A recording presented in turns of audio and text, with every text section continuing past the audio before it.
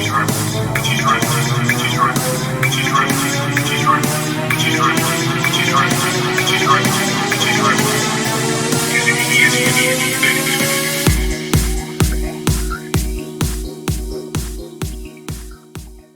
guys, so I know it's been a while since I've done a film. It's been really busy and not so much time, and also it's a lot of work to put these films out.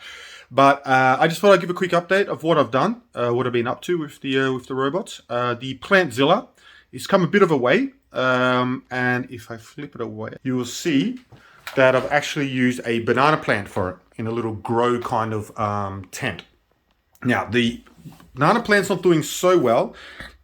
I think it's because of the cold, because it's getting quite cold now in the Netherlands, and I don't think he's liking the cold too much. So, but you see, the top branches are doing relatively a little bit better. So I'm not too sure why he's going down. I can only think about the cold is the problem. But what I've done is I've got these two screens hooked up. They don't flicker like that. That's because of the phone and the camera and so forth. But if you look, the right one is telling what the percentage of the water is underneath. So it's kind of a bottom filling. He puts the water down, and then the roots go down, and they draw the water up. And I use this sensor here, this little float sensor, so that when it hits the bottom, you know, oh, it's okay, the water's too low, and he's going to start telling it to pump water until he goes far enough that there is no connection, and that's done via a magnet. And what I've done is I've got the pump in here. It's a little DC 5-volt pump, and he just pumps it up into the plant. I also have the moisture sensor there, so that if the soil itself, because he's a bottom filter, I also want the soil to be a little bit moist. If the soil gets down to 90%, you can see that, he'll just pump a little bit of water around there to keep the soil a bit moist. I'm not sure if it's really needed, but I kind of just wanted to see if I could program it in. The lights are next. They run off a timer. I haven't done much with AC electricity, so I'm still want to practice with that before I start putting these lights on a timer via the ESP. I'm just using a little relay, 12 volt, the 12 volt adapter is stepped down to 5 volts, and he's powering the motor to drive the engine there, and then it's isolated so that the ESP32 is running off its own power supply and not interfering with the 5 volt, 12 volt adapter. What I'm going to do, is I'm going to add this. I do this manually, but I use this plant food, and I want to, every time you put a liter in, you should add 5 milliliters. So I've got this flow adapter, and what I can do is it will take, you put the water through, and it says how much water is going through or how much liquid. And for every liter, I'm going to put a reservoir over there. For every liter that's pumped into this bucket, then I'll put the plant food, a little reservoir of plant food there. 5 milliliters will go in. I've got a calibrator. I only got it a couple of days ago. I've got it running, but it needs some calibration. For some reason, it's not calibrated at all. So I've got to calibrate it, and then I'll be adding that in. But as a side project, I've been also making this little light lumen controller. So what I'll do is I'll shut this because this interferes with the light. So shut this.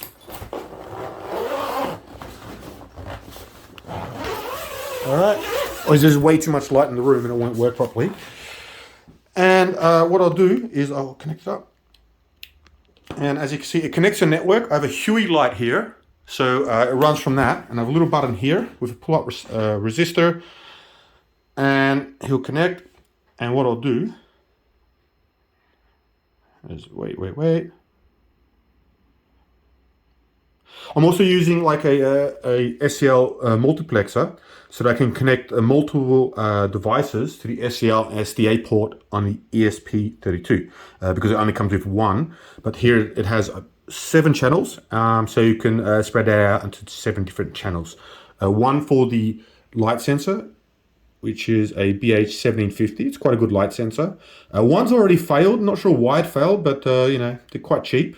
And the second, of course, is for the screen.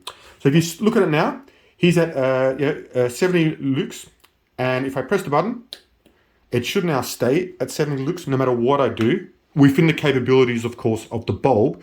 So if I put some more light on there, you'll see he's now turning the light down.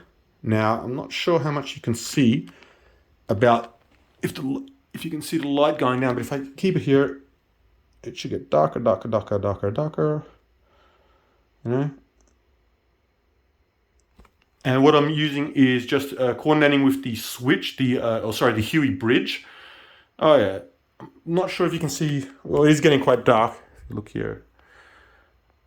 I could probably just keep going until it goes off.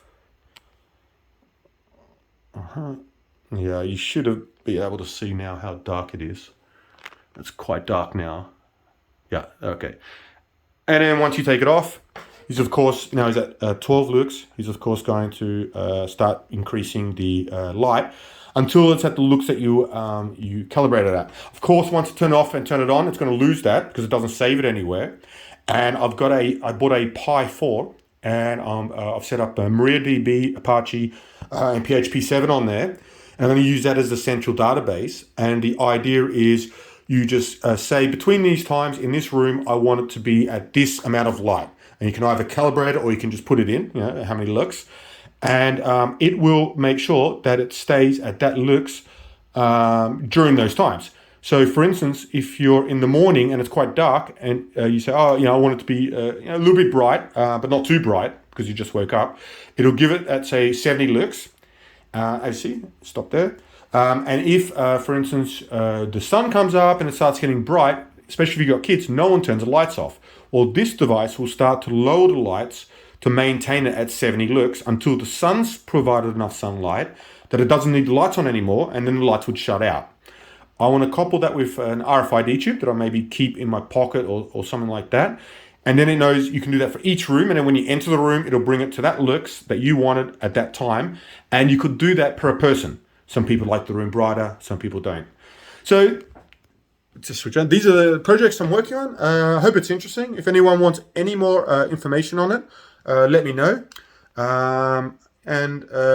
Actually, one thing, working on this 2.4 gigahertz radio transmitter and receiver, I have a bed and it has a remote that raises it and lowers it.